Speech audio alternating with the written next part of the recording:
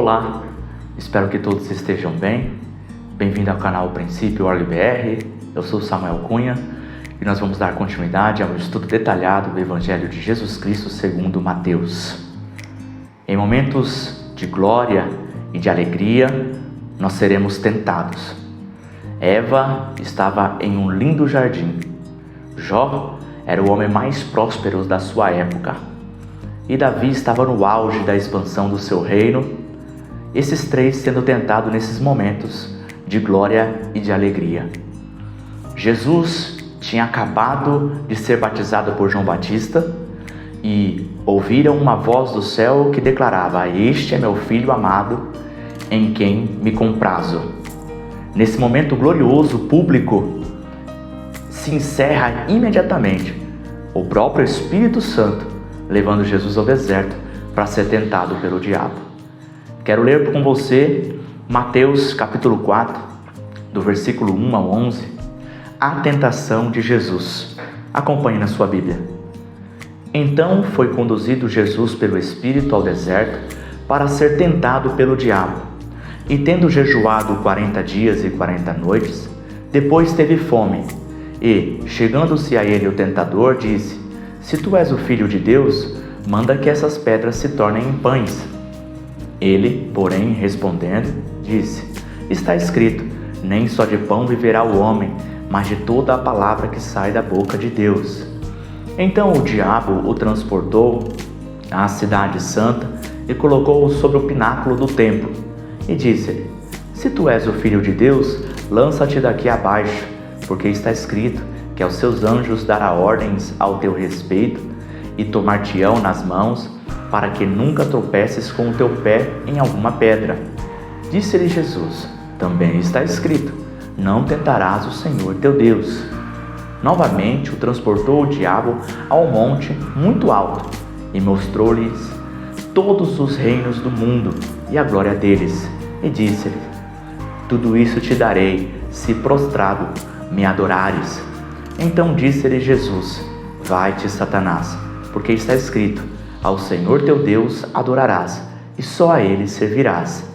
Então o diabo o deixou, e eis que chegaram os anjos e o serviam. Em primeiro lugar, nós precisamos conhecer e compreender quem é o nosso inimigo e algumas de suas características. Paulo, escrevendo em Efésios 6, ele diz que nossa luta não é contra carne e sangue, não é contra pessoas, mas é contra principados, potestades. Nossa luta é contra o reino de Satanás.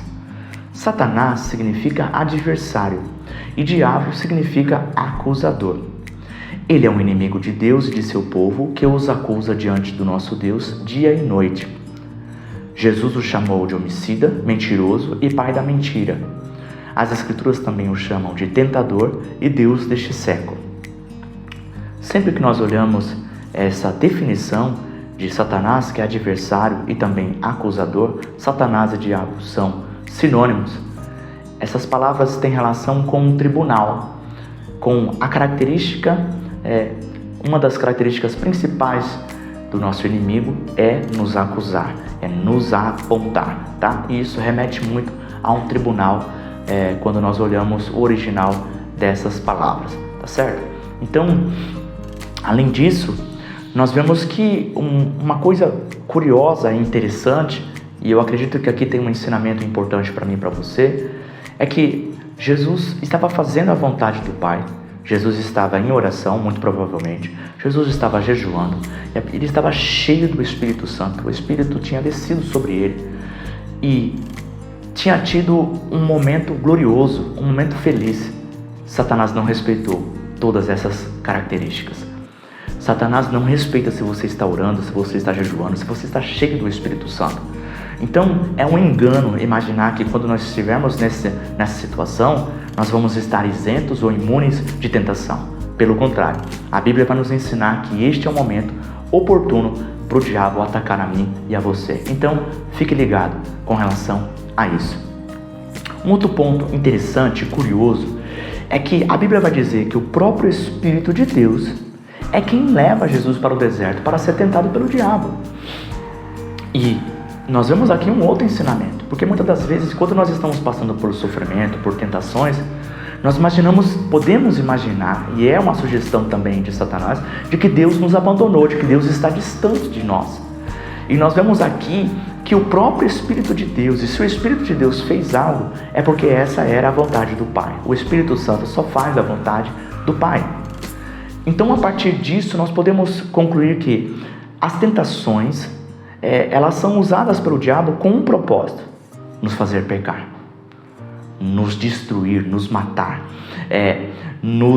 através do pecado, nos retirar da presença de Deus. E ele sabe que quando nós estivermos longe da presença de Deus, nós estaremos caminhando para a morte e para a nossa destruição. Então, um propósito de Satanás para nos tentar, nos fazer pecar. Agora, Deus, não vamos usar a palavra tentação, mas vamos usar a palavra provação.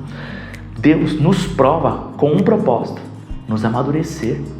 Então, se o diabo nos tenta com o propósito de nos fazer pecar, Deus nos prova com o propósito de nos amadurecer.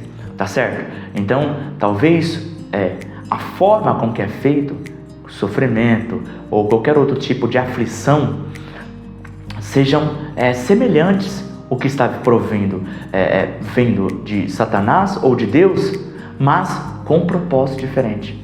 Satanás quer nos derrubar, Deus quer nos fazer crescermos cada vez mais. Esse ponto é importante. Agora, outro ponto também que é interessante, e nós encontramos esse padrão por toda a Escritura, é que Deus faz os seus servos viverem o ministério. O que é viver o ministério? Se você tem algum ministério, se Deus tem um plano na sua vida de algum ministério, Ele vai te dar experiências, Ele vai te treinar antes. Então, vamos dizer assim, antes de José ele ser governador do Egito, Ele vai te fazer governar uma prisão. Tá entendendo? Então, se Deus tem um ministério para você, talvez um ministério infantil, ou um ministério de ensino, ou um ministério de dirigir igrejas, ou um ministério missionário, ou um ministério simplesmente de financiar a obra de Deus, Deus vai te treinar, te dar os recursos necessários e vai te fazer viver esse ministério, viver o ministério. O que é viver o ministério? Vamos pegar, por exemplo, o caso de Oséias. A mensagem que Oséias tinha de transmitir para Israel, ele vivia com a esposa dele. Então, isso é viver um ministério. É você passar em sua vida algo que você vai ter que passar, que faz parte do seu ministério. Então, Hebreus capítulo 2, o versículo 17 e 18, nos mostra que Jesus tinha de passar por tentações para socorrer os seus irmãos que são tentados hoje. Então, em Hebreus 2, 17 e 18, nós vemos a Bíblia declarando que aquela tentação de Jesus tinha também como propósito fazer com que Jesus pudesse também nos socorrer nas nossas tentações de hoje. Então, se você está passando por uma tentação, por um sofrimento, saiba que Jesus, ele teve de enfrentar também todos os tipos de tentações e de sofrimento. Este é o ministério do sumo sacerdote, e Jesus presta-nos esse serviço. Ele nos entende, ele compreende o que nós estamos passando de uma maneira muito profunda e da maneira semelhante como eu e você também passamos em nosso dia a dia, tá certo? O comentário Beacon fez uma descrição interessante a respeito dessa experiência de Jesus, de mostrar que Jesus realmente sofreu. A encarnação de Jesus nos demonstra que realmente aquilo foi nítido para ele. Jesus passou por aquilo, tá certo? Então ele deixou de lado o seu poder, ele deixou de lado a sua glória, ele deixou de lado a sua característica divina para sentir na carne, na pele, ali com todas as nossas limitações humanas, para sofrer essas tentações e este cenário crítico. Então ele escreveu assim: isso não foi fingimento, isso foi um estado de guerra difícil e severo.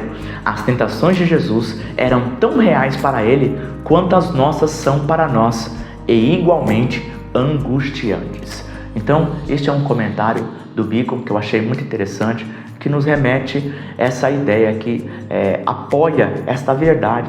Jesus 100% homem ali, e sentiu a angústia, sentiu ali a fome, sentiu naquele momento aquelas tentações, o peso, as garras de Satanás pesando sobre ele, o tentando com todas as dificuldades, tá certo? Então esses são os pontos que são de introdução para a gente poder detalhar este ensino. Vamos analisar o versículo 3 e 4, onde Satanás utiliza a sua primeira estratégia, a sua primeira tentação sobre o Senhor Jesus Cristo. E se nós fôssemos resumir esta primeira tentativa de Satanás, ele está tentando Jesus no pecado de autossuficiência para ter satisfação.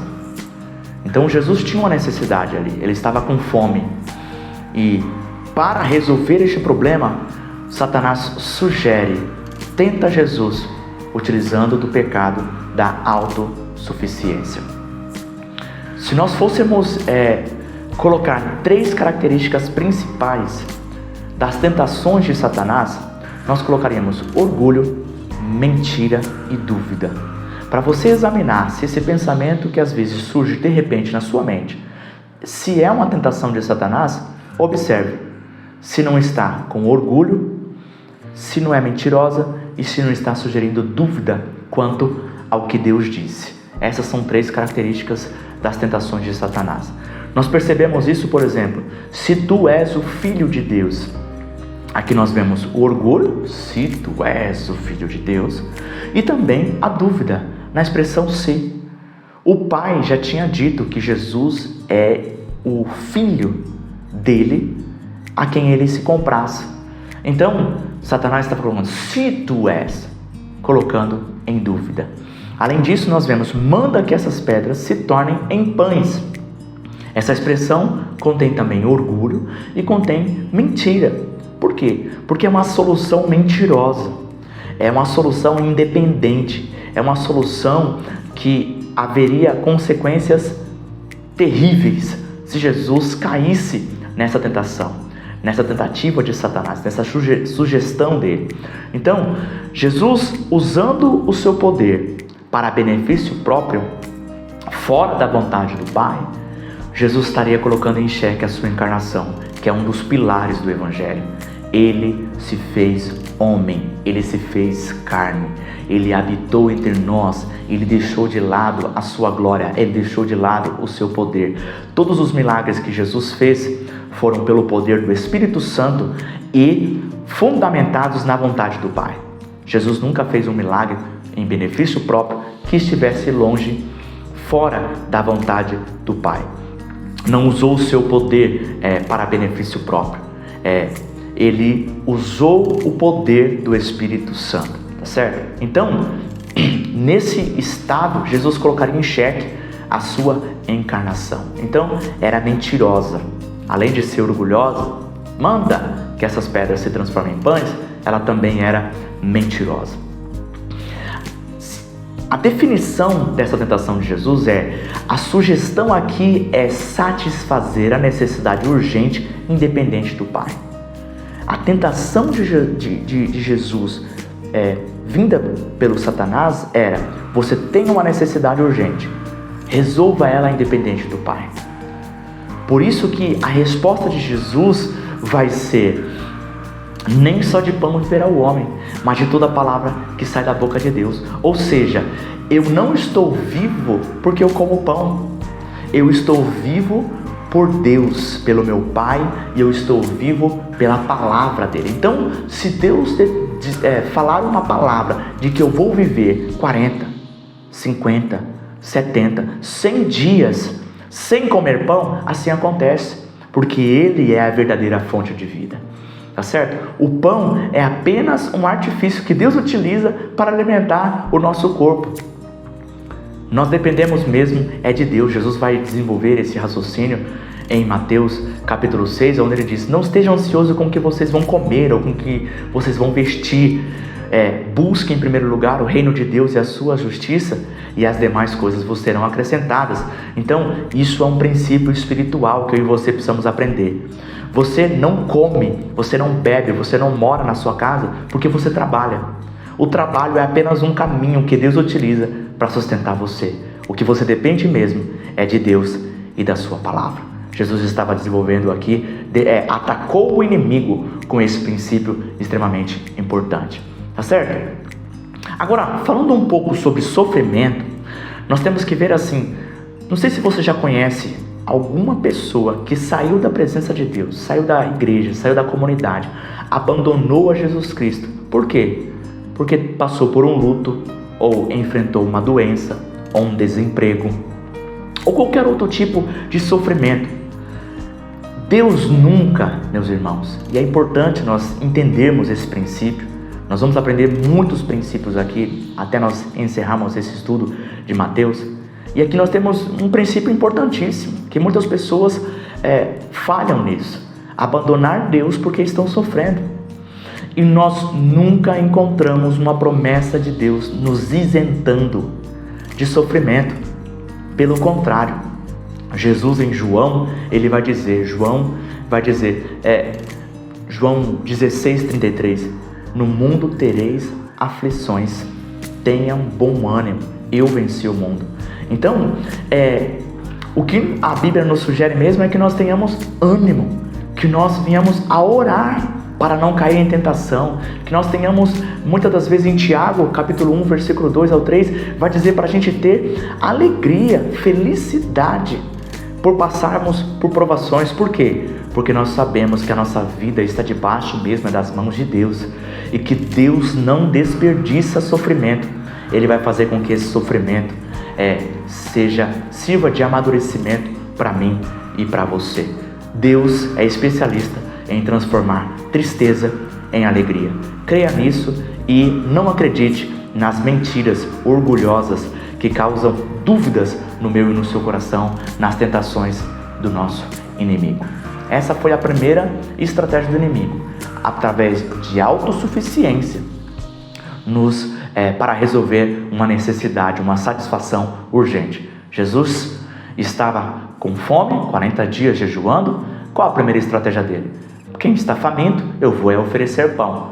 Naquilo que você estiver frágil, o Satanás vai te tentar nesta área. Que nós possamos vigiar em nome do Senhor Jesus. Eu quero comentar agora do versículo 5 ao 7. Se na primeira tentação, Satanás utiliza da autossuficiência para resolver um problema de Jesus que estava ligado à fome, que era um problema urgente e físico, aqui Satanás utiliza a presunção. Este é o pecado que ele sugere a Jesus. Ele sugere que Jesus tenha um início de ministério espetacular. Esta é a raiz da tentação, dessa segunda tentação. Na primeira tentação, nós vemos que Jesus, ele afirma confiar no Pai e na sua palavra. Satanás então utiliza esse link desta afirmação para a partir disso dizer, está escrito então, já que você confia no Pai, a presunção nos faz ter uma falsa confiança no Pai, nos lançar em perigo a partir de uma falsa confiança na palavra do Pai, tá certo? Então, os judeus daquele tempo esperavam que o Messias aparecesse repentinamente, espetacularmente no templo. Esse é um comentário do Beacon e reflete a cultura, uma análise da cultura da época. Os judeus esperavam que o seu Messias aparecesse como um super-herói, de uma maneira repentina, de uma maneira espetacular no templo. Era essa uma das esperanças dos judeus daquela época.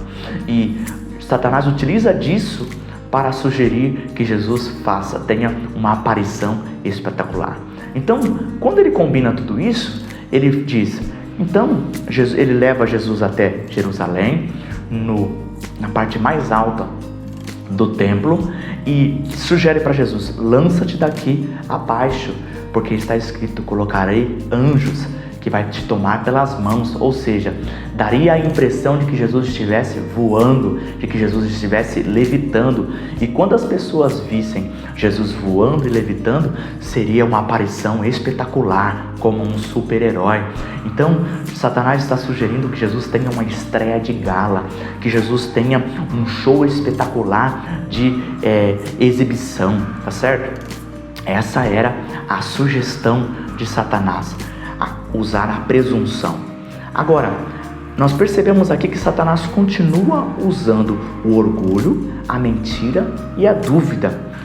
A dúvida, por exemplo, ele repete a expressão, se tu és o Filho de Deus. Ele continua desafiando Jesus, colocando dúvida naquilo que Deus já tinha afirmado que era verdade, que Jesus é o Filho amado dele, em quem se comprasse. Então, Satanás continua utilizando do artifício da dúvida. Ele também continua utilizando o artifício do orgulho nessa aparição espetacular, essa ostentação, nessa vaidade, né? Um outro comentário interessante é que Satanás, ele cita Salmos 91, no versículo 1, do versículo 11 ao 12, porém ele retira, ele omite uma parte importante: para te guardar em todos os teus caminhos. Essa parte ele não cita. E a partir disso, Spurgeon faz um comentário interessante dizendo assim: nós seremos guardados em nossos caminhos, não em nossas tolices. Então, que verdade que está aqui por trás?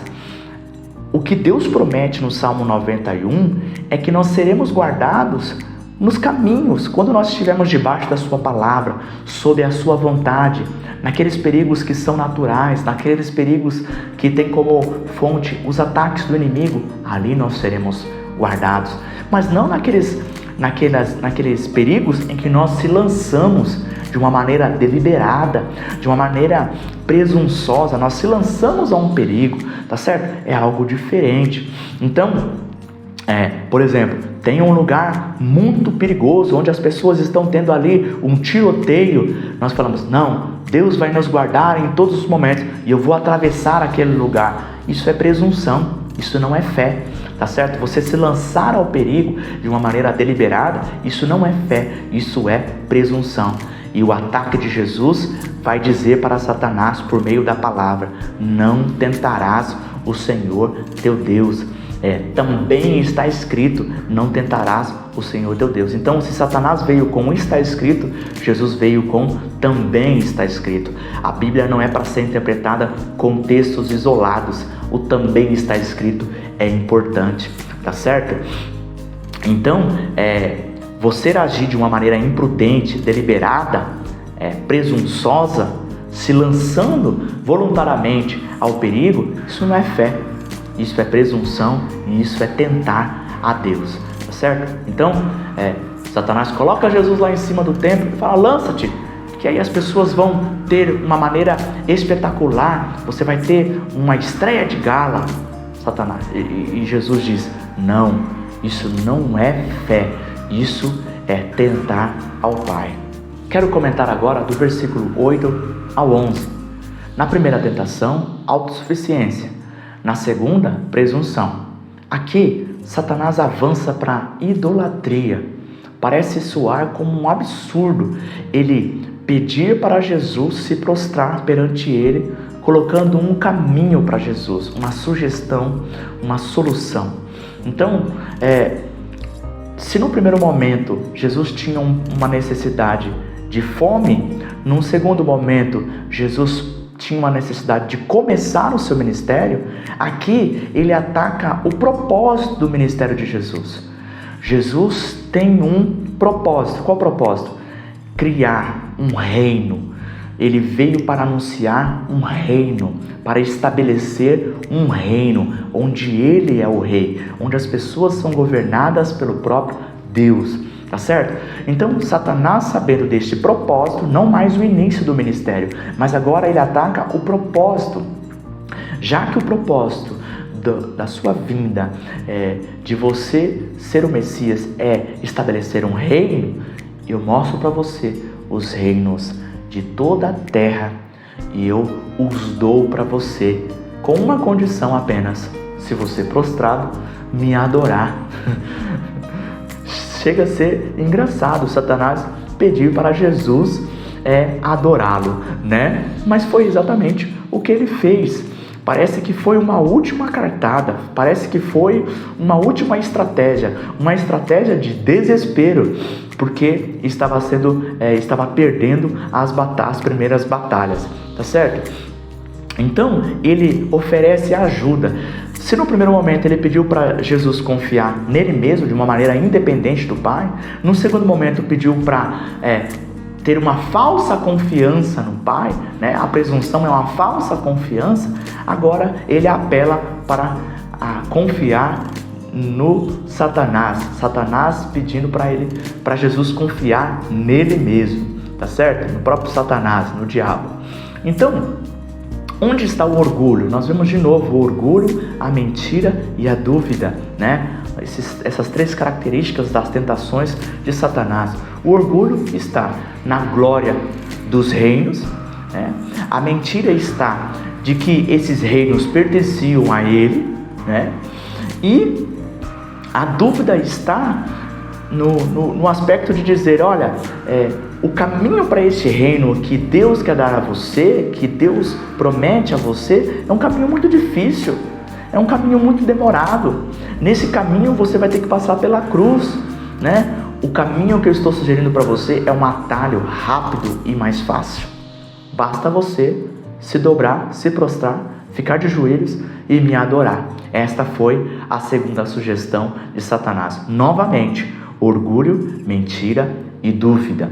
O ataque de Jesus com a palavra de Deus, Satanás atacava Jesus e Jesus contra-atacava com a palavra de Deus, a espada do Espírito, né? Então, o ataque de Jesus só devemos adorar e servir a Deus. Todos esses textos usados por Jesus se encontram em Deuteronômio. É interessante isso, né?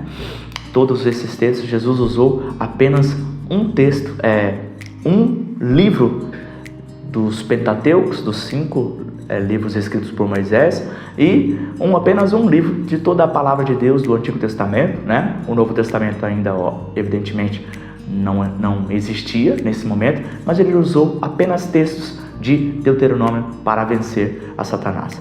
Nós também devemos vencer Satanás com a palavra de Deus, com a oração, com o jejum, né? Então, se Satanás ele sugere que Jesus venha adorá-lo, Jesus vem e ele sempre está atacando aonde Satanás sugere o pecado, né? Eu não preciso ser independente, eu quero depender da palavra de Deus, né? Eu não tenho que me lançar, porque eu me lançando eu estarei tentando a Deus. Deus disse para eu não tentar Ele. E eu não preciso te adorar, Satanás, porque somente a Deus eu tenho que adorar e servir. Então Jesus sempre respondia na sugestão do pecado que Satanás estava trabalhando, tá certo? Eu e você também temos que agir da mesma forma. Por isso é tão importante nós compreendermos, estudarmos a palavra de Deus. Vamos aplicar este texto, esses versículos, esta passagem maravilhosa da palavra de Deus? Primeira aplicação: Satanás vai nos tentar no ponto forte e também no fraco. Então, qual era o ponto forte de Jesus? Ele era filho de Deus, era o ponto mais forte. E qual era o ponto fraco? A fome. Ele tentou Jesus, se tu és o filho de Deus, e também tentou transformar essas pedras em pães, tá certo? Então, no seu ponto forte e no seu ponto fraco, Satanás vai tentar você independente, tá? Segundo ponto, segunda aplicação: examine as sugestões de pensamento com orgulho, mentira e dúvida, confrontando com a verdade da palavra de Deus. Então, você precisa criar o hábito de sempre observar a sua mente. A sua mente é um campo de batalha, é o lugar onde principalmente Satanás vai te atacar, com sugestões de pensamentos. Nem todos os seus pensamentos são teus. Muitos deles podem ser sugestões sutis de Satanás, de demônios, que às vezes atacam a mim e atacam a você. Confrontam esses pensamentos com a verdade da palavra de Deus. Veja se nele contém orgulho, se contém mentira, se contém dúvida. Ah, Deus disse isso, mas será que ele não quer dizer isso? Observe lá como ele fez com Eva, né? Como ele fez com Eva. Não, Deus não disse bem assim, não é bem assim. Se você comer, você será como Deus. Volte lá em Gênesis, que você vai ver que ele segue a mesma estratégia, distorcendo a palavra de Deus. te atacando, independente se você está orando, independente se você está jejuando, independente se você está cheio do Espírito Santo, não importa, ele vai te atacar no ponto forte e no ponto fraco, tá? Outro ponto, você precisa ter o hábito de orar e ler a Bíblia todos os dias e jejuar toda semana. Meus irmãos, não podemos nós sermos um cristão que não ora, que não jejua, que não estuda a palavra de Deus, que não tem um coração disposto a obedecer à vontade de Deus. Senão nós vamos estar extremamente vulneráveis a esses ataques do inimigo. Então, se você quer estar protegido, você precisa orar e ler a Bíblia todos os dias da sua vida. Isso tem que ser um hábito, isso tem que estar incluso na sua rotina de vida. Toda semana faça um jejum, crie o hábito de jejuar, como nós vamos aprender aqui no Sermão do Monte, a respeito das características de como fazer jejum. Jesus jejuou 40 dias, né? Eu e você também temos que criar este hábito de jejuar regularmente e orar e estudar a Bíblia todos os dias. Nós temos que ter o que nós chamamos de devocional, né? Vamos lá, mais algum ponto aqui. Cuidado com o está escrito, considere também o também está escrito. Então, não pega um texto isolado e coloca aquilo como verdade, que foi exatamente o que Satanás fez. Olha, está escrito, colocareis anjos para você. Considere também, está escrito. Então, a Bíblia sempre tem que ser interpretada, não com textos isolados, mas com toda a Bíblia, ela tem que estar em harmonia, tá certo? A Bíblia ela não se contradiz. Então é importante, não retire e nem acrescente palavra, porque isso pode, obviamente, evidentemente, dar um efeito contrário, distorcer a verdade, tá certo?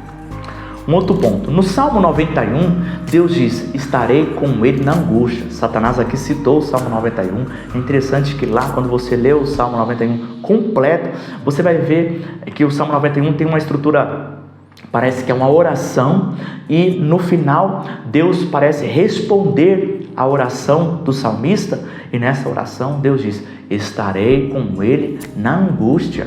Ora, se Deus vai estar na angústia, quer dizer o quê? Que mesmo aquela pessoa que orou, que tem aquela confiança, 1000 cairão ao teu lado, 10.000 à sua direita, mesmo aquela pessoa que tem aquela confiança toda, vai passar por angústia. Agora, Deus nunca prometeu que iria nos isentar de angústias, de sofrimento, mas uma promessa é clara, estarei com você na angústia. Então, esta é uma palavra de alívio. Talvez você está passando por um sofrimento, por um momento difícil. Deus nunca prometeu que iria te isentar disso, mas uma promessa gloriosa. Tenha certeza, meu irmão, de que Deus está com você neste momento difícil. É um momento onde nós crescemos, nós amadurecemos. O que eu oro para você, o que eu aconselho a você, que você permaneça na presença de Deus, permaneça debaixo da palavra de Deus. Você vai sair dessa muito mais forte do que você entrou, tá certo? Para encerrar, primeiro Satanás sugeriu confiar em si mesmo. Depois ele usou da presunção para nós termos uma falsa confiança em Deus. E por último, para nós confiarmos no diabo, em Satanás. E aí nós temos que pensar, de todas essas opções, qual é a certa? A certa é nós confiarmos em Deus, não com presunção, como Satanás sugeriu, mas confiarmos como Jesus disse, nem só de pão viverá o homem, mas de toda a palavra que sai da boca de Deus. Ou seja, confiar em Deus, confiar no que Deus disse, confiar na palavra de Deus escrita e pregada, tá certo? Então, a partir disso, nós fazemos a pergunta, Jesus é o rei do seu coração? Eu e você temos que fazer essa pergunta.